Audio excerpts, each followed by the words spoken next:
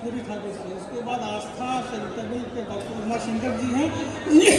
ये जो है नेशनल ट्रस्ट की जो 4 कैटेगरीज है, उस 4 कैटेगरीज पे वो काम करते हैं, जिसमें CP, mental retardation, multiple disability और एक और है, उस पर वो काम करते हैं। विशेषकर आप चूँकि मेडिकल इससे हैं तो मेरा क्वेश्चन भी आपसे कुछ वैसा ही रहेगा कि दिव्यांगता विशेषकर सेरेब्रल पाल्सी की समय पर पहचान कैसे बेहतर की जा सकती है और इसके लिए परिवार व स्वास्थ्य कर्मियों को कौन से कदम उठाने चाहिए? धन्यवाद मैम। सबसे पहले तो जो अभिभावक जन हैं, दिव्यांग जन हैं, समाज कल्याण विभाग सभी को दिव्यांग जन दिवस की पूर्व संध्या पर ढेर सारी शुभकामनाएं। और बहुत ही महत्वपूर्ण विषय आपने पूछा है, सेरेब्रल पाल्सी से संबंधित। तो सबसे महत्वपूर्ण जो है इसमें पहचान करने की होती है। तो कुछ बिंदुओं पे बात करेंगे जो जन्म के साथ ही शुरू हो जाता है, जैसे जो बच्चा समय पे जन्म ना ले, जो बच्चे कम वजन के साथ जन्म ले, या जो बच्चा NICU में एडमिट हुआ है, या जो बच्चा हो और सांस लेने में कठिनाई हो, बच्चा देर से रोया हो, या फिर जिनकी माताओं को प्रसव में काफ़ी कठिनाई हो, तो ऐसे बच्चों को हम लोग हाई मैंडेटरी रिस्क जोन में रखते हैं। तो अगर इसको हम लोग 2 साल तक फॉलो अप करें तो दिव्यांगता में 50% की कमी ला सकते हैं अर्ली डिटेक्शन के माध्यम से। मतलब है मैंडेटरी हाई रिस्क जोन के बच्चों का फॉलो अप करना। उसके बाद है उसकी पहचान करना।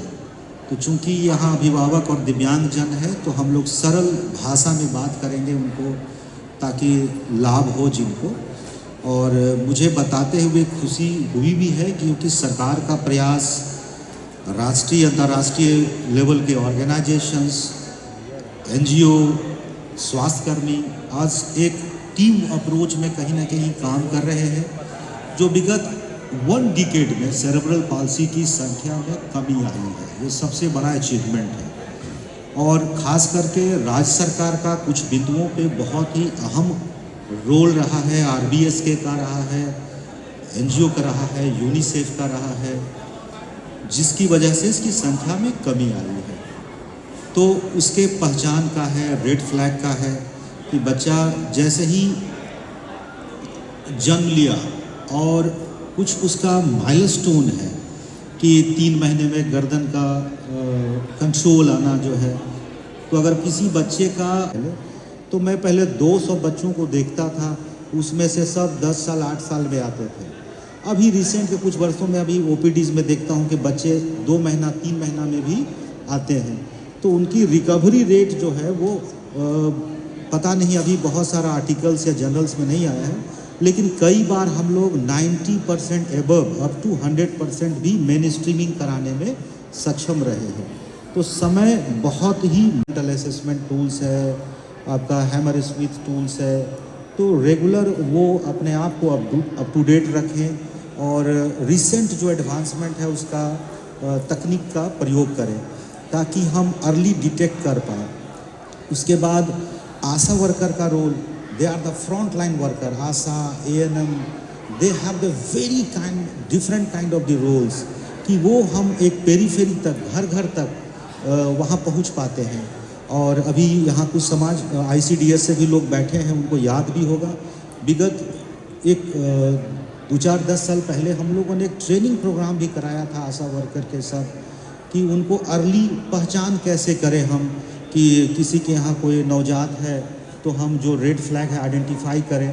तो आइडेंटिफाई अगर जल्दी कर लेंगे तो रेफरल भी जल्दी होगा। तो ये मंत्र के साथ काम करें हम कि रेफरल करें, स्क्रीनिंग हो, फिर डायग्नोसिस हो एंड उसका रिहेबिलिटेशन हो, अर्ली मैनेजमेंट हो।